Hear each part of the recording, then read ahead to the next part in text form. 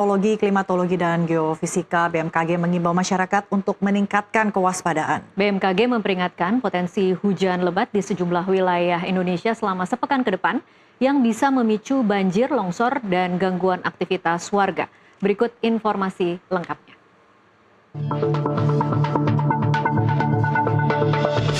BMKG menyampaikan bahwa sejumlah daerah masih berpeluang mengalami hujan dengan intensitas tinggi. Perubahan dinamika atmosfer termasuk masuknya angin basah dari laut dan potensi awan konvektif menjadi faktor pemicu meningkatnya curah hujan. Yang pertama, potensi hujan lebat dari tanggal 5 hingga 7 Desember 2025. BMKG mencatat sedikitnya 16 provinsi berpeluang mengalami hujan lebat pada tanggal 5 hingga 7 Desember.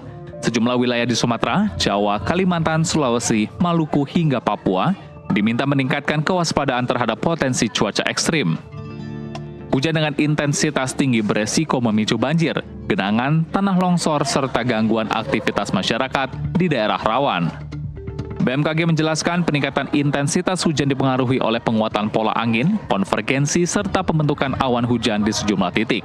Kondisi ini diperparah dengan suhu permukaan laut yang masih hangat, sehingga menyediakan uap air yang lebih banyak untuk pembentukan awan cumulonimbus. Selain itu, gangguan atmosfer seperti Joe dan gelombang Rossby ikut menambah peluang terjadinya hujan lebat di beberapa wilayah. BMKG mengimbau pemerintah daerah dan masyarakat untuk lebih waspada, terutama mereka yang tinggal di sepanjang aliran sungai, lereng perbukitan, dan daerah dengan sistem drainase yang kurang baik. Warga juga diminta memantau informasi resmi BMKG secara berkala untuk mengantisipasi perubahan cuaca yang dapat terjadi secara mendadak.